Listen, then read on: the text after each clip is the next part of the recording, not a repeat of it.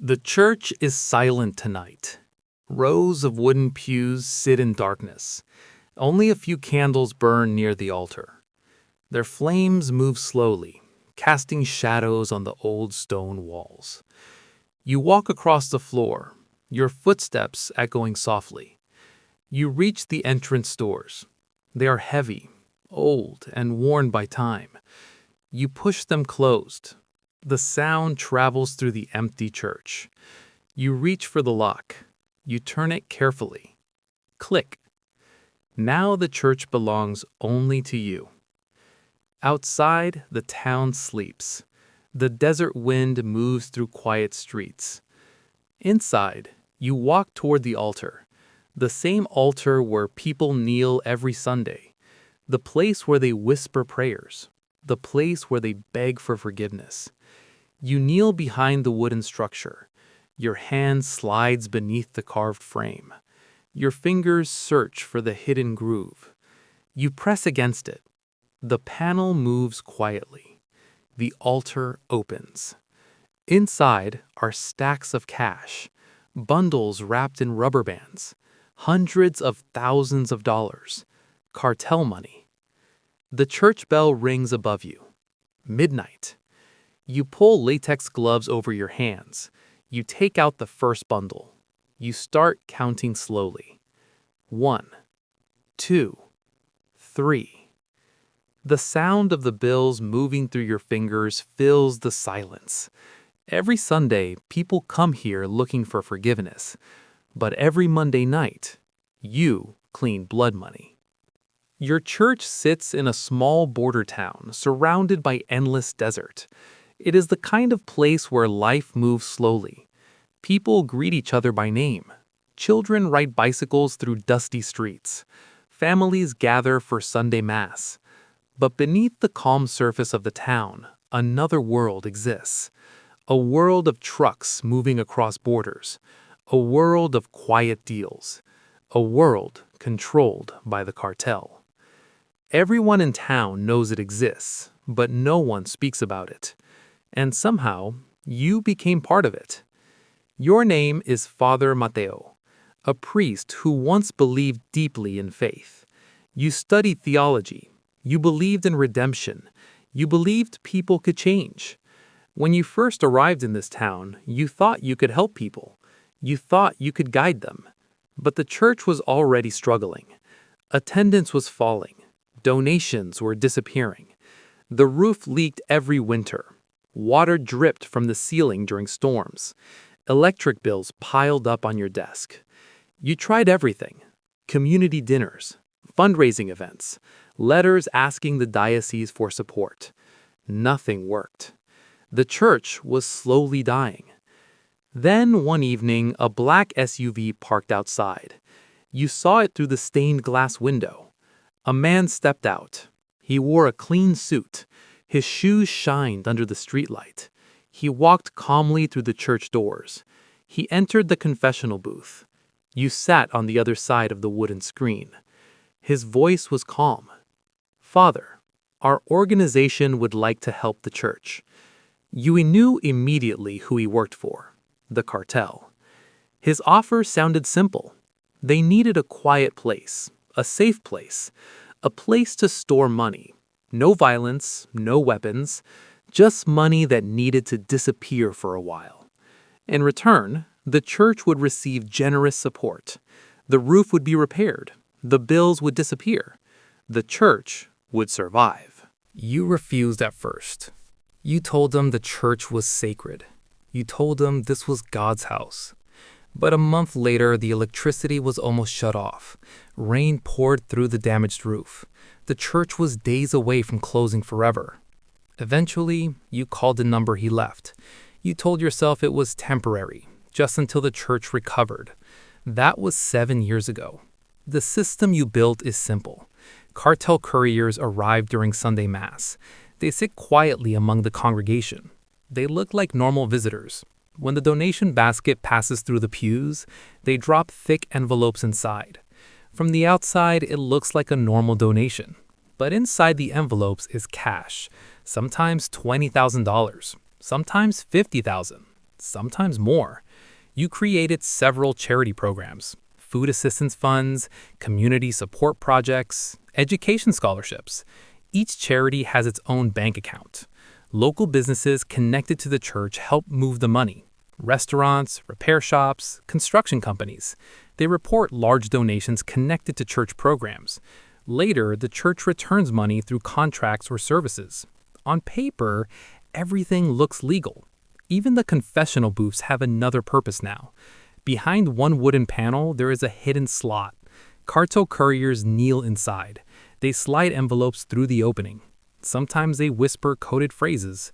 "Forgive me, Father, for my contribution." You nod quietly. Confession does not always mean repentance. Sometimes confession means delivery. Funerals also help move money. Weddings help move money. Church renovation projects help move money. Every event becomes another opportunity to mix legal funds with illegal ones. Dirty money enters quietly. Clean money leaves quietly. The church has become a washing machine for cartel money. Your daily routine never changes. Every morning you arrive before sunrise. The town is silent. The desert air is cold. You unlock the church doors. You walk through the empty building. The first thing you check is the hidden compartment beneath the altar. You count the bundles carefully. You organize the stacks. You record the totals. Then confessions begin. People enter the booth one by one. Some speak about their sins. Some cry. Some whisper secrets. Others deliver messages. A package will arrive Tuesday. This week the collection will be larger. You listen calmly, like a priest should. During Sunday Mass, the church fills with people. Families sit together. Children whisper and laugh quietly. Elderly couples pray silently. The donation basket moves through the crowd. Envelopes fall inside, some small, some thick. Late at night, you sit alone in your office. Old books surround you. A row of Bibles sits on the shelf. One Bible is hollow inside. Inside it is your ledger. Encrypted numbers, bank accounts, transfers. Every dollar carefully recorded. Once a week, a lawyer arrives from the city. He wears expensive suits. He shakes your hand politely. He collects the processed funds. He moves them through shell companies and investments. By the time the money returns to the cartel, it looks completely clean. You keep a small percentage, not for luxury, only for survival. The roof was repaired. The heating system works again. The lights stay on. The community believes you saved their church. But the truth is more complicated. One quiet afternoon, something changes. You walk into the sacristy. You hear a young voice behind you. "Father?" You turn. It is Daniel, the altar boy, 12 years old. He stands near a cabinet. In his hands is a bundle of cash. His eyes are full of confusion. "Father, why is this here?" For a moment, you cannot speak. You gently take the money from his hands. You tell him it is a donation for renovations. He nods slowly, but doubt remains in his eyes. Later that week, a widow approaches you after Mass. Mrs. Alvarez. She places a small envelope in your hand. "My husband loved this church," she says softly. Inside is $200, everything she has saved. That night, you stand alone at the altar. You hold the envelope in your hands. For the first time, you realize something clearly. Her sacrifice will mix with cartel money. Her faith will clean blood. Soon after that, a black sedan appears across the street. 2 men sit inside, watching the church. Days later, another car arrives. The lawyer calls you. Federal investigators are reviewing charity donations across the region. Someone noticed unusual financial patterns, large amounts, repeated transfers. The cartel reacts immediately. The lieutenant visits again. This time, he is not smiling. "We need the money moved faster," he says. Larger shipments begin arriving. More risk, more pressure. Inside the church, the bookkeeper begins asking questions. "These numbers don't make sense," she says. You avoid answering, but suspicion grows. Then one Sunday, the church feels different. Strangers sit among the congregation. Men who do not pray. Men who watch everything. Investigators. That night, trucks arrive behind the church. Duffel bags are unloaded. Millions of dollars. A cartel warehouse was raided. This is what survived. The lieutenant looks at you. You hide this. The amount is impossible to move quietly. Later, you hear two cartel soldiers speaking outside. When the money moves, the priest disappears. Your heart stops. They never planned to protect you. A storm arrives at night. Thunder shakes the church windows. Headlights appear outside. Cartel vehicles pull into the parking lot. At the same time, sirens approach. Federal agents are closing in. The church doors burst open. Men rush inside. Guns raised. Commands shouted. Red and blue lights flash through the stained glass windows. You stand at the altar, the ledger in your hands.